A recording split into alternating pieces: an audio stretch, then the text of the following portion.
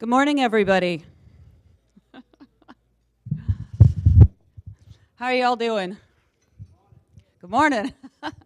Good morning. Good. We're going to wake everybody up here. So we're going to go ahead and get started. If everybody who's out there in the hallway would like to come on in, that'd be great. And we'll just go from there. So I want to welcome you to the 4th annual IEEE Global Humanitarian Technology Conference. And I asked this last night, but we've got more people in the room. How many people have been to one of these before? Oh, you guys rock. Excellent. So I like to say that we have a very robust program this year. We've increased the number of people by about 100. We've doubled the amount of papers, and so that's excellent. But one of the first questions that I always get every single time that I talk about this conference and why we're doing it is people go, IEEE, isn't that like a bunch of old civil engineers? Why in the world would IEEE be doing a conference like this? So that's a good question. So why does IEEE do a conference like this? You guys are all laughing. You got a good answer? No, really, why IEEE? First of all, IEEE, as many of you know, is one of the largest professional technical organizations in the globe. We have amazing resources, we have amazing people, we have very smart and clever people, and who better to solve some of the world's largest issues than people who have very clever brains and are good at figuring out great solutions. So that's one reason why IEEE. Now, as many of you know, IEEE also has a wonderful logo, advancing technology for humanity. What does that mean? That means not just being smart and not just being clever and not making the next cool device that you can wear on your body or get your blood pressure from or whatever neat thing it is, flashy tennis shoes that track your mileage. How do we use that to really benefit everybody else? There's a lot of people who need help out there, and technology can sometimes help us bridge that gap in order to feed more people, to get people medical care, to deal with outbreaks. I mean, all these issues. So why not IEEE? Why not some of the best and the brightest minds in the world? And why not us, who can really take those solutions and apply them towards humanity?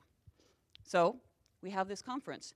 One of the other things is there's many big societies in IEEE that cover a lot of regional areas, that cover a lot of technical areas.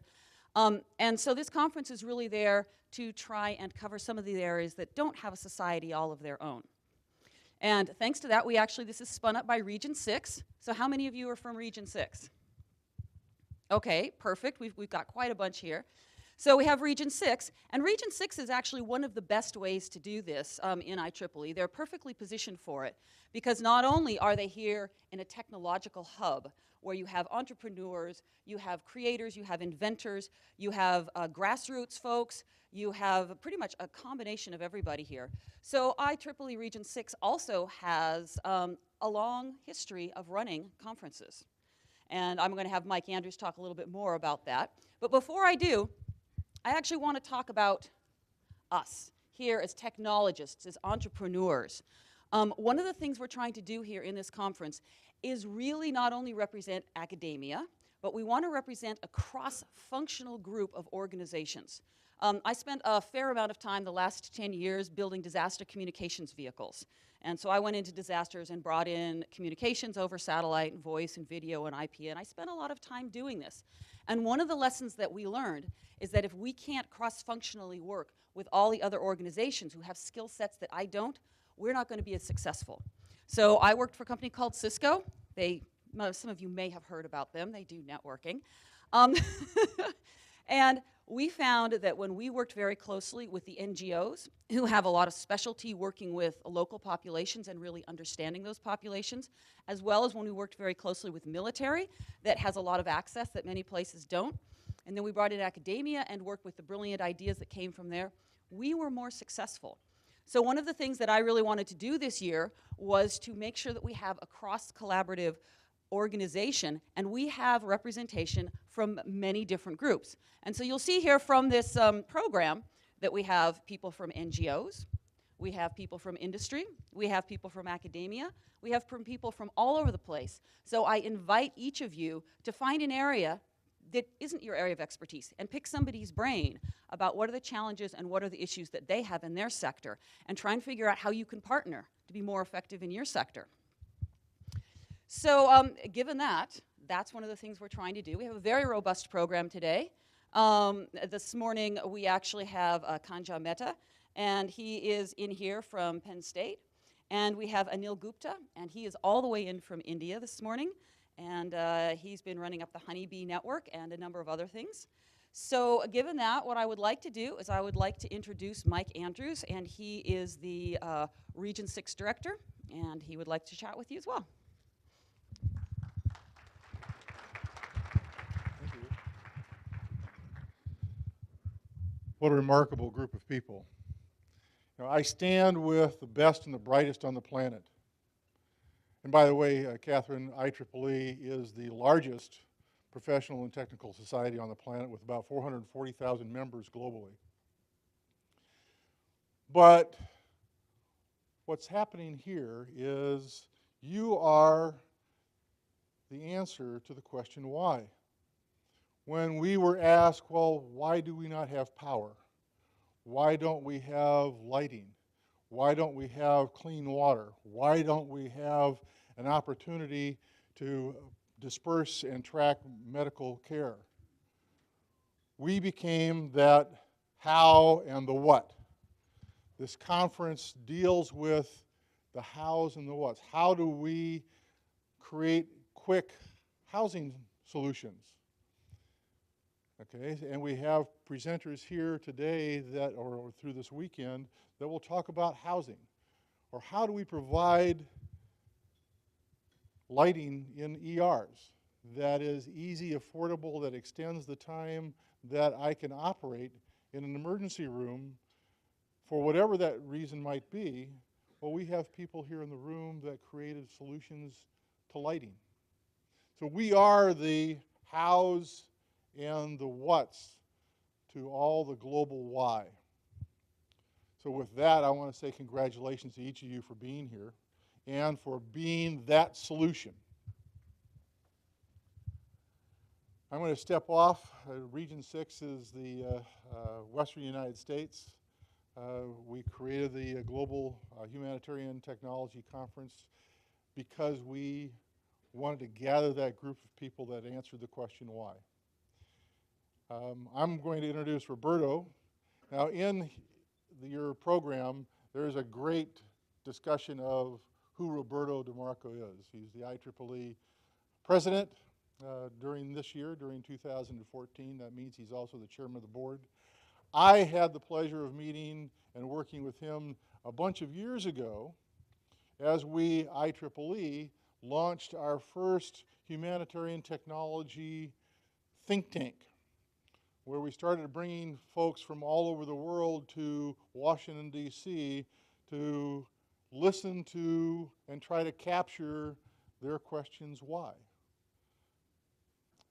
And that was as we were just getting launched with the tagline of advancing humanity, or technology for humanity. He played an important role in making this conference, or at least inspiring this conference to happen. He, and I will also recognize Lou Terman, former president of IEEE, who was also part of that committee. But our task was to deal with that why, and then create all the hows and the whats on a global level. And I'm glad that I had the opportunity to work with him and a group of other people that were just as passionate about moving the needle as you all are. So with that, not reading, I mean, you can all read what's in the program about Roberto, but I'd like to introduce Roberto DeMarco, the president of IEEE.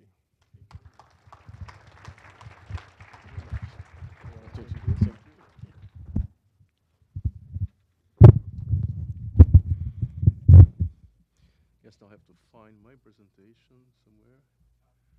Top. Yes, good. And where you go? Oops, somewhere. here. Great. Good morning. It's a great pleasure to be here. I missed last year's event, some other commitments. I'd like to, on behalf of IEEE, welcome you all to the Global Humanitarian Technology Conference 2014, the fourth. It's our longest running conference in humanitarian technology, and very successful. We're growing every year. And as both previous speakers said, IEEE is a very successful organization. It is the largest professional organization in the world, with about 140,000 members, and which are based in more than 160 countries, including the Vatican, which is a surprise to me. And we have 39 technical societies and 6 councils. So these societies span the breadth from computer communication, power energy society, to education, to social implications of technology. So they cover a large spectrum of technical areas. And it's very, I don't have the slide with all the names. It's going to be hard for you to read 45 names in one slide. But they are the technical arm of the organization. And then with these people together, regional people, just heard about, they produce more than 160 magazines and journals, and in the amazing number of sponsoring 1,400 conferences a year. Well, that's about, what, 4 conferences a day, every day? And half of those we own, half of those we collaborate, and you partner and put together a program. By the way, how many of you here are not IEEE members? Oh, very small number. Everybody else is a member? Wow, that's great. That's unusual that you have such a large number of members or maybe somewhat shy. Maybe if I ask who are members, the 2 numbers will not add. Anyway, and then we have a big database which is accessed by everyone in the world of technical articles, which have about 3.7 million articles. And I'm going to talk about this. So my presentation have a few slides about IEEE, and then I move into humanitarian technology within IEEE. So these are the regions. We heard about Region 6, which is the Western United States. We have Region 10, which is Asia and the Pacific area of Australia, New Zealand. We have the Region 8, which is the largest region. It goes from Cape Town all the way to other stream of Siberia, going through Africa, Middle East, Europe, Central Europe, and then Russia. And then we have Region 9, which is Latin America. That's where I'm coming from. I'm from Brazil. And then there are 6 regions in the US, and there's Region 7, which is Canada. And so those are the number of members. So the largest membership is Region 10, 110,000 members, about 80,000 members in Region 8, and then 200,000 in the US, spread over 6 regions. And then Region 7 and 9 have about 20,000 members. And now the membership is more or less 50% in the US and other half around the world. With the fastest growing Region 10, you'll see the right side pie shows that 40% of the student members are from Region 10. So that's also feeding their growth. And Region 8 has 20%, almost the same as US. Of course, the 40% of Region 10 have a lot of influence from India, which has a lot of students, engineering students. India now has the largest number of student members in IEEE, about 35,000 student members from India. They passed US. So how we impact? We would like to believe that we're driving technology to improve the quality of life, which is pretty much the topic of this conference. Actually, it's funny. I was preparing my talk, and as I said, there's a tagline there, Advancing Technology for Humanity. Somehow when I started doing this sentence was disappearing in my, so I can't have that in this conference. In another conference that I could live with that, but not in this one, so I had to change these files until I'm able to get the tagline in. One thing we're very proud, because we are big, but big is not enough. We want to be good, very good, leading. And our publications have an amazing quality market share in scientific publications. Of the top 20 ranked publications, I don't want to go into details of how it's ranked, but it's ranked by Journal Citation Report. all academics know about that because they look for having publishing in publication high impact factor. So of the top 20, we have 19. Not bad, 95%. So for all the other for-profit publishers, Elsevier, Springer, and so on, they have 1, and we have 19. And if you go to communications, all top 15 are from IEEE. So there's a lot of, we feel proud that this is happening, has been happening for a while. We also have our publications very highly cited in patents, so the impact of publications is high. About 3 times more cited than any other publisher, which is also a good indication of quality. And as I said, these 3.7 million articles in our database are downloaded about, there's a download of 8 million documents per month. So if you do the math, you end up with a few downloads per second, every second of the year. So it's an amazing number. Of course, this requires the proper infrastructure, which costs some money for us to maintain, but it's really amazing how this is used. So that's a huge relevance for all the world, everybody working in science and technology in the world, especially in research these days, R&D. Either you have access to that or you won't be able to do your work. Conference, there's just those 1,400 a year, these are where the conferences are held in the past 5 years, as you see it all over the world. US is still the largest number, but China is creeping up very fast. And so lots of other countries, a significant number of conferences, IEEE conference held in the last 5 years, including my country, somewhere down the line, Brazil with 75, which means about 15 conferences a year. And so these are the top, I think, 25 countries in terms of conference, but shows that our conferences are going everywhere. They're trying to benefit all over the world. Standards are very well known for that. Very strong standard development organization. And I think that's the most well-known part of IEEE for people. If I go through a security area, people say, oh, IEEE, that's Wi-Fi, right? Yeah, that's Wi-Fi. And, and so that's okay. If you don't know about Wi-Fi, it's fine. But we're all using Wi-Fi and other standards, Bluetooth and so on, and very successful. And particularly, we have a lot of standards in personal health, which somehow relate to this conference. And so if you go all these numbers, they're all numbers related in some way to, and now I guess everybody likes this watches. So some of these things are standards that we use in the watches that are more than watches. They're more like a health device and a monitoring device. So again, I think we are widely considered the most important standard development organization in personal health, as well as in communications. And we do care about students. We have about students, so one thing we do is competitions. Maybe the last slide, I think, about IEEE. But we are coming up a competition, extreme programming, coming up in October 18th, which is about 6 days from today. Is it? 1 week from today. And this is an interesting thing. They all stay 24 hours working in successful challenges. And so at the end, we have a group. There's different groups in different universities. And people love to participate. And you get from all over the world, really. So last year, the winner they were from Peru. And the second was from Macedonia. So there are all kinds of groups. And actually, I was trying to remember now who told me they're going to have several groups for this year. So there's a lot of excitement already going. I think it was the Brazilian University. We have several groups. So there's an important thing. We motivate a lot of students, a lot of future professionals. And there are other competitions. I'll talk about some coming up. So let's talk about humanitarian technology within IEEE.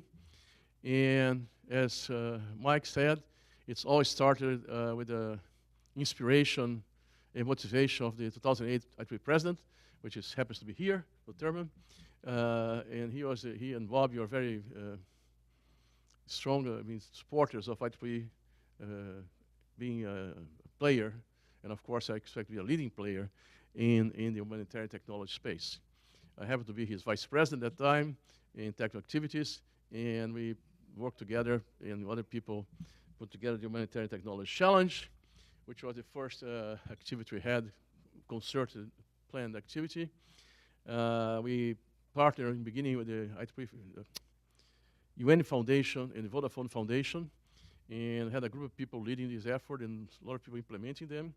So basically looking for, we identified 3 challenges that you could apply implementable sustainable solutions. You do that with a systematic approach, and through that, raise the awareness of humanitarian technology within IEEE. And that I think we accomplished. That from then on, there are turns and redirections, but IEEE has always been now active in humanitarian technology. Maybe not as, the directions sometimes are several, you have to maybe do some more agree on planning better, but we have been working on this and successfully. So these are the end results. There was a lot of participation from NGOs, from the technical societies, from the regions, and we have solutions tested. We have a lot of volunteers involved. We invest about $3 million in this project over the years. And since then, IEEE is investing about $1.2 million in humanitarian-related technology every year, and now we are discussing how to do, what to go forward. And the solutions that we discussed and addressed were the individual patient's ID, and because this is a very important topic, especially in countries in Africa, for example, in India, where we like it's people sometimes move, and they don't, so you lose all your medical records when you go to another place. So if you can keep your records available, a unified place to have your records, it'll be very helpful. Then the data connectivity, which was done in Peru, telemedicine, for some of the ethical groups they have several, even have a ministry now for that. I'm in contact with them, hopefully to get something new started. And the reliable electricity, which was used in Nicaragua and Haiti, and I'm gonna show some slides that gave origin to the current Power Energy Society, CSI, not the TV show, Community Service Solutions Initiative. And so these were the 3 areas that were selected. We did have a very nice meeting at the National Academy of Science of the US in Washington, D.C., where they had, like our chair was saying, put a lot of people together from different areas, people working on the ground, people that were funders, people that were entrepreneurs, and then researchers. So this is also more or less what's done in India, and then also tested in Dubai.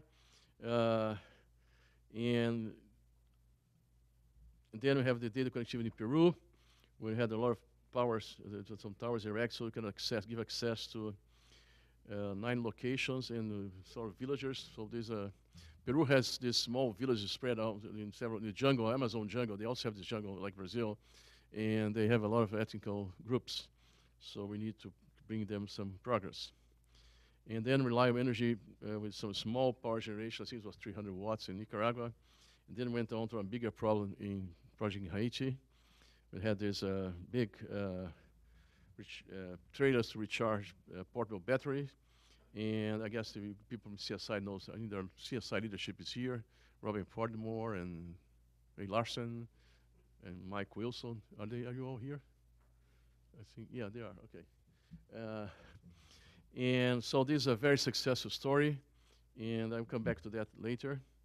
But that's a beautiful picture of people being with the power sources and that they could use, and the portable batteries, and the community together. Very happy. So we also have a competition called Presence Change the World competition, and where students should identify a real-world problem and apply to his skills to solve it. And it has been for 2009 was the first year, I guess. In 2010, that group from Brazil won. In 2012 was this group from US, and related to one of the problems, the big challenge of humanity today, clean water. And that was a nice way of using plants to clean the water from arson, and the resulting also using some other applications. So I also urge people here that have students to try to have projects for this competition. The winner gets about $10,000, which is not so shabby for a student. But most important, he gets to receive his award at the IEEE honor ceremony, where he'll be meeting the real luminaries of our field. So in 2011, a committee was created called a Humanitarian Technology Ad Hoc Committee. And I think Amanas Raja was his chair. Is he here? I saw him somewhere. Yeah, he's here, but I'm not here right now, I guess. He's here. I saw him. And he chaired the committee, and then later Adrian Pace also chaired the committee. And they decide they invest a lot more in increased engineering capacity, and that's also a lot of efforts in Africa. So workforce development and bring leadership to try to solve the problems. And that was had a lot of success in Africa. So they'll be able to develop knowledge in the area so they can make their decisions. And then there was community engagement, which I'll come back later, which is still going on strong. So there's lots of seminars and meetings and trips to Africa to meet with leaders of the country, leaders of the education leaders, industry leaders, and try to see how can we help. And we also have been supporting, I guess also Luterm was one of the influential force on this, support Engineering for Change, which is a website. It has lots of interesting information, and also has a lot of best practice that have been done in other areas, other countries, and other. This is led by the American Society for Mechanical Engineers, and IEEE contributes with funds and share that. I think about $250,000, and we are planning to continue to support this Engineering for Change and try to help, do our best to even improve the services offered by this site. Now I'm going to one of those community engagement actions. Sites, special interest in group in humanitarian technology, is Kartik here.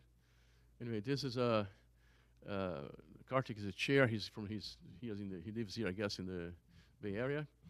And there are 52 active groups all over the world. They have done some workshops. We're going to talk about one. You have also participated in several conferences. And this is where you're located. All the site groups, 52 all over the world. And of course, there's a glaring blank in Africa, in Europe. And I guess, okay, Europe maybe doesn't need humanitarian technology, at least they don't think so far. I mean, the economy can go down, it's really different. But Africa, of course, is surprising. So we need to do something there. But Latin America and North America, there are a lot of groups. In India, of course, there's a huge number of groups, in Pakistan and so on. So these are the numbers here on the left column. Bangladesh, Malaysia. So these groups have two types of projects. One is more one-time only, small funding. I see, is Holly Brown here? Is Holly? And Holly is a staff person who supports, slightly staff person supports this projects. So they have small projects and usually done by students, one time only, and then there are bigger projects, more funding that are multi-year efforts and usually involve also faculty. These are examples of the Part A small projects. There's Green Energy Showcase in Karachi, Pakistan. This was a big meeting with a school in Brazil with a lot of underprivileged and handicapped people in the school, about 215.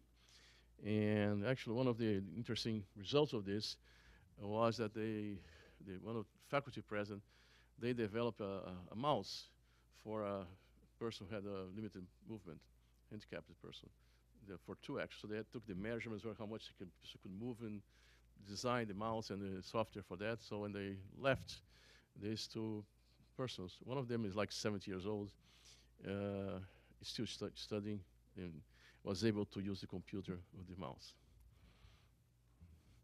So there are major projects in Bangladesh, for example, this solar rickshaw. And community workshops, this was in Canada. I think there was one person who participated, at least 2 people here. And that was in Montreal, together with the International Humanitarian Technology Conference. It was held, I guess, in June or May, late May. And then another program we have, it's called EPICS, which is engineering projects in community services. And that's aimed to also include high school students. So our people will be working with high school students to solve or to provide service to a community. And that has been very successful. It's a program that started in Purdue University and have a large number of projects you see from Argentina to China and all Namibia, So there's Nigeria, there's some African countries, South Africa, and Zambia, Zimbabwe. And actually this first, there have been workshops to train volunteers. And the first actual workshop was in 2010 in South Africa, in Pretoria.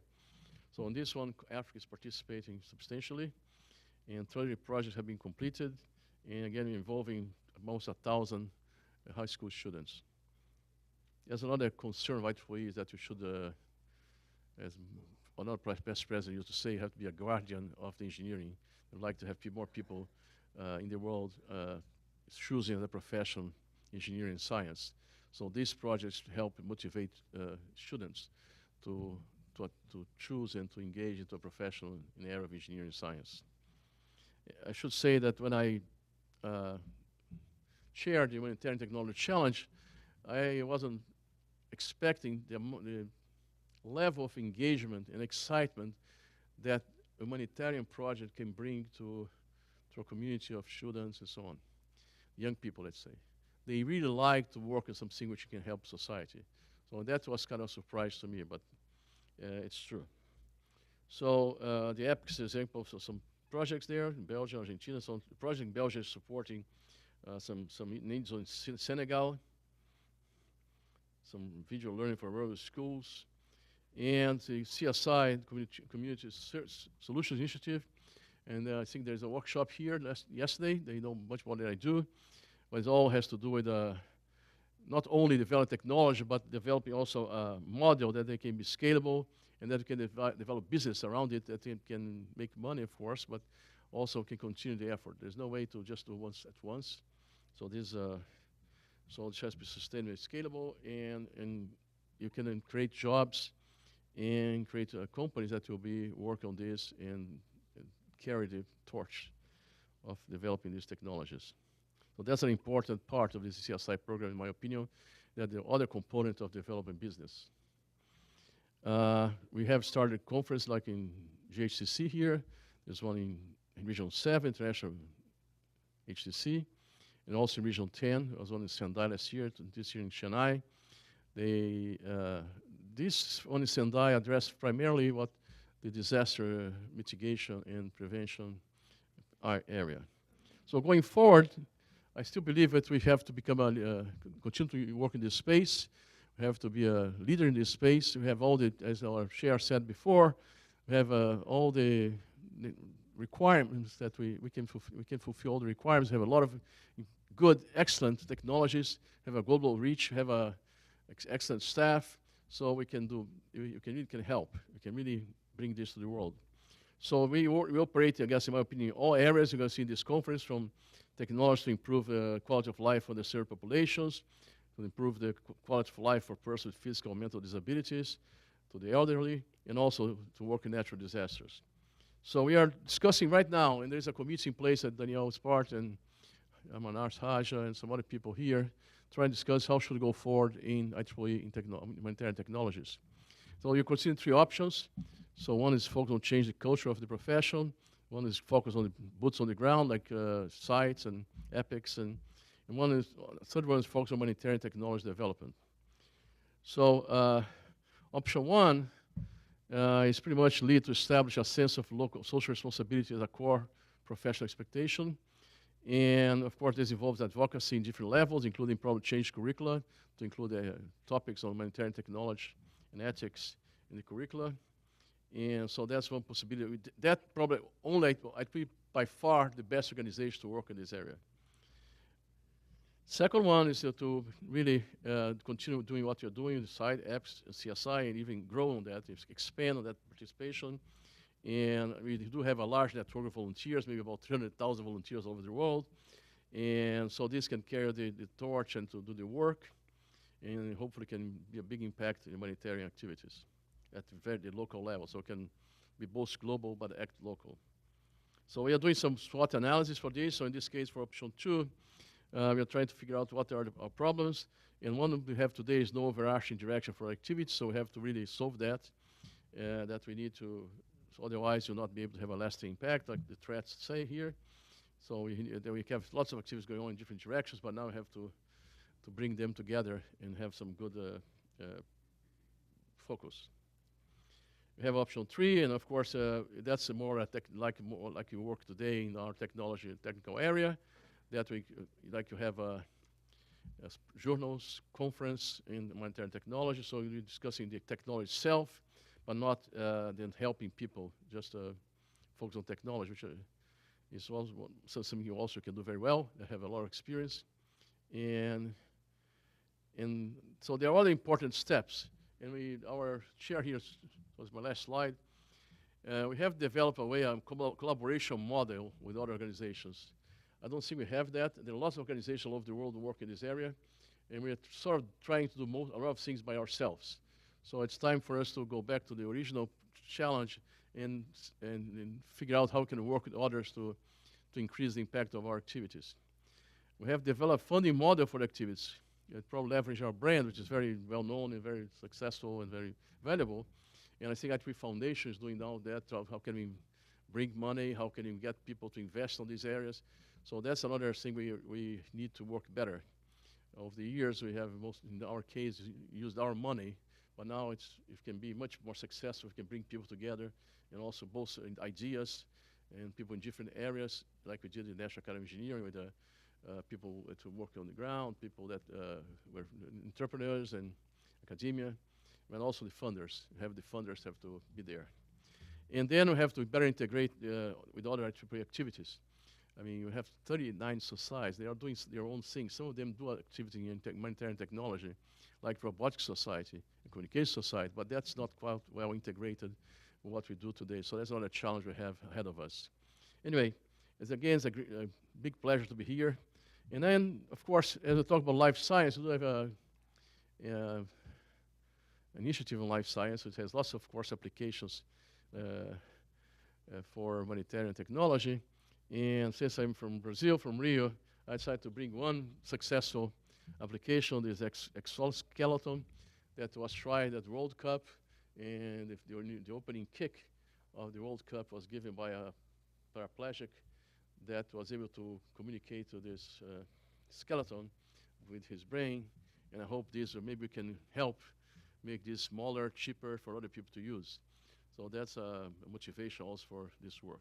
Thanks very much. Pleasure to be here.